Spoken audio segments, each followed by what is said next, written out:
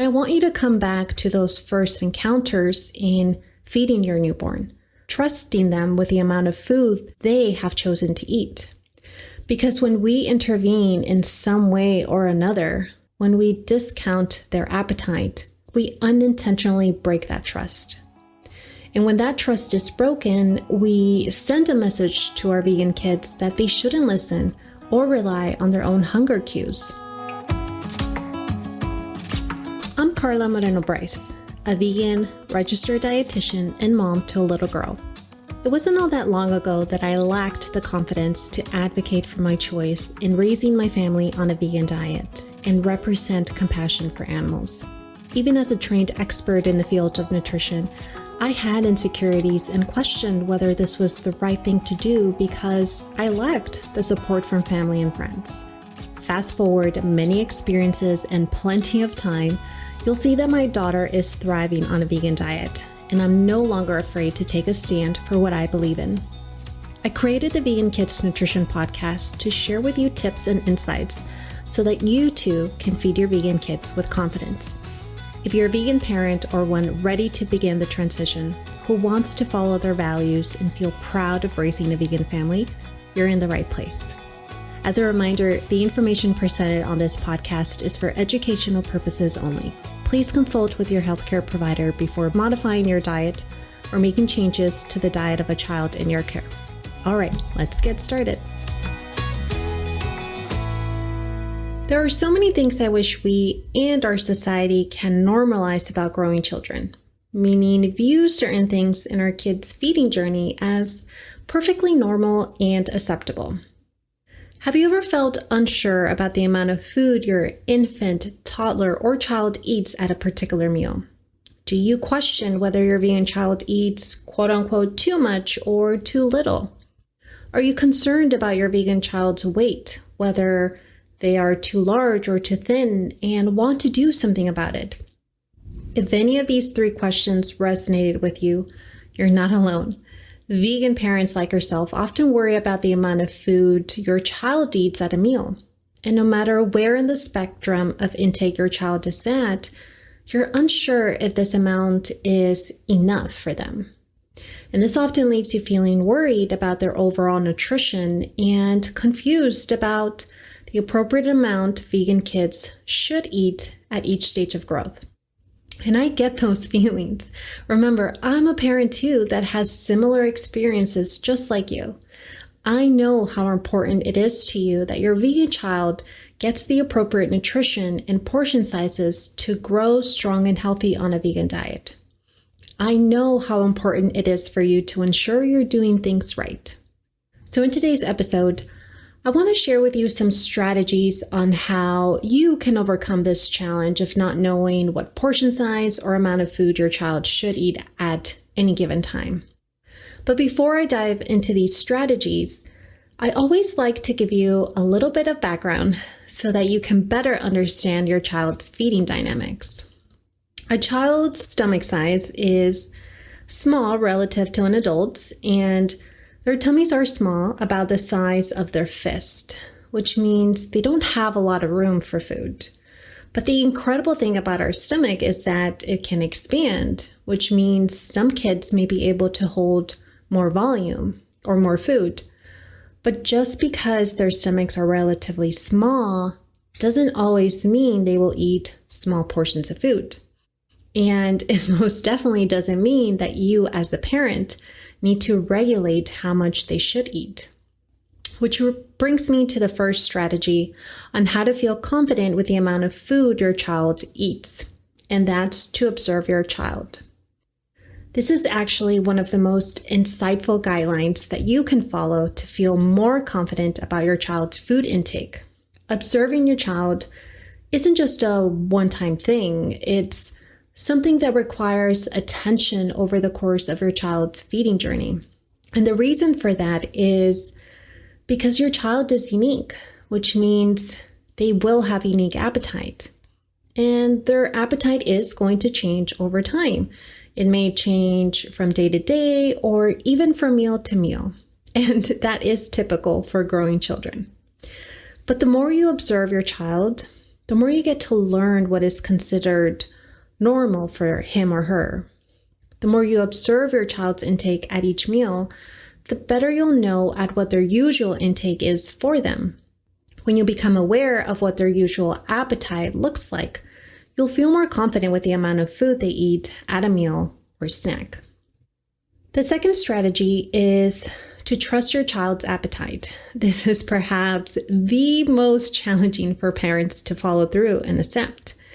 It's challenging for us parents to be okay with the amount of food our child chooses to eat because to us, it's sometimes perceived as quote unquote too little or too much. But that actually is far from the truth. Children are able to regulate their own appetite from the time they are born. They are born with the ability to know when they're full and when they're hungry. Can you remember the time you nursed or bottle fed your newborn? When you're nursing your infant, they'll usually fall asleep on your arms when they are full, or they'll usually break away on their own from the breast. Unless we actually weigh them before and after nursing, we never truly visually see how much breast milk they took, unless, of course, we are bottle feeding. But when we're nursing, or whether we are bottle feeding, we simply accept that they must have had enough because they fell asleep on our arms. We trust them. But that trust changes when they begin to start solid foods because now we visually see the amount of food that they're eating. And we believe that the amount they ate wasn't enough or it was too much simply because that's what we perceive it to be based on our visual observation. And when we experience that, our parent instinct is to react to that, either by saying, take one more bite, or casually stating what you see, I think you've had enough. And this instinct leads to us intervening in our child's feeding abilities simply out of fear. Fear that they won't meet their nutritional needs. Fear that they will eat too much and eat too many calories and will become overweight. Fear that they won't thrive on a vegan diet. But I want you to come back to those first encounters in feeding your newborn, trusting them with the amount of food they have chosen to eat. Because when we intervene in some way or another, when we discount their appetite, we unintentionally break that trust. And when that trust is broken, we send a message to our vegan kids that they shouldn't listen or rely on their own hunger cues. It impacts their eating habits when they begin to learn to disregard what their own body is telling them. And that in itself impacts their relationship with food and the opportunity to thrive on a vegan diet. And at the end of the day, who are we to decide how much a child should eat at each particular meal?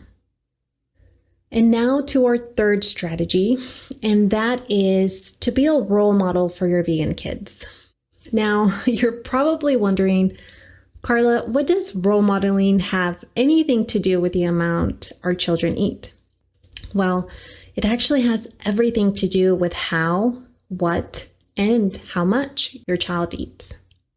Our vegan children look up to us. They examine everything that we do, say, how we behave, how we react to things. They want to imitate us. And at the same time, they're learning about their place in the world from us. And so the eating habits that we want them to learn will come from us. Children absorb everything and they imitate us. And so if we ourselves are having certain issues with how we view food or how we eat, whether consciously or unconsciously, that's going to translate in our child's eating habits. And I'll share an example of what I mean by this and how role modeling impacts a child. When I was growing up, my mom followed several diets throughout my childhood. And she doesn't know that I'm talking to you about this, but I think it really will show you the example of what I mean by role modeling. At the time, she was heavier than she is now. She followed the Atkins diet. She drank those Slim Fast protein shakes. She ate differently than us to intentionally lose weight. Now, my mom is far from following any diets these days. She's learned to change her lifestyle by simply modifying her food choices. So for that, I am very proud of her. Now, during my childhood, her following diets was what I was seeing and believed that how and what my mother was eating at the time was the normal thing to do. And so because of that, I looked at food differently. I didn't want to eat a lot because I didn't want to go through what my mother was experiencing. I wanted to eat similar foods like her, and I wanted to eat just like her. She was my role model when it came to nourishing my own body. And so how you eat, what you eat, how you view food in general, even how you talk about food, unintentionally impacts your vegan child's relationship with food and in turn impacts the amount of food that they eat. It does take a little awareness to know your own relationship with food, but I 100% believe that when you discover how powerful role modeling is in feeding, you'll feel more confident in the amount your vegan child eats. All right, let's recap the 3 strategies. The first is to observe your child. When you become familiar with what their usual intake is throughout the day and week, you'll no longer feel anxious with the amount of food your vegan child eats. You'll feel more equipped because you understand your child's eating habits. The second strategy is to trust your vegan child's appetite at each stage of their growth, whether they are infants, whether they've just turned 2 years old, or even 8 years old. When you trust your child, they learn how to listen and regulate their own appetite, helping you feel more confident with the amount they choose to eat at each meal or snack. And then the third strategy is to be a role model for your vegan child. When you set an example for your child, they look up to you and understand their place at the dining table. And the more you master your role at the dining table, the more confident you'll feel feeding your vegan kids. All right, my friends, I hope that with today's episode, you can choose one of these strategies to implement and practice today when you're feeding your vegan kids. If you need a little more insight to feel confident, grab my free essential starter kit at www.vegankidsnutrition.com/starter kit. I'll leave that link in the show notes as well. In this guide, I walk you through the key nutrients to focus on to support a vegan child's growth and also share what supplements are needed at each stage of their growth. And just as a reminder, your vegan child is unique, which means they will have unique appetites. Some kids may eat less and some may eat more, and that's perfectly okay. I feel that this is something that we definitely should normalize for our own perspective as parents, but also as a society. All right, I'll see you in our next episode. Bye for now.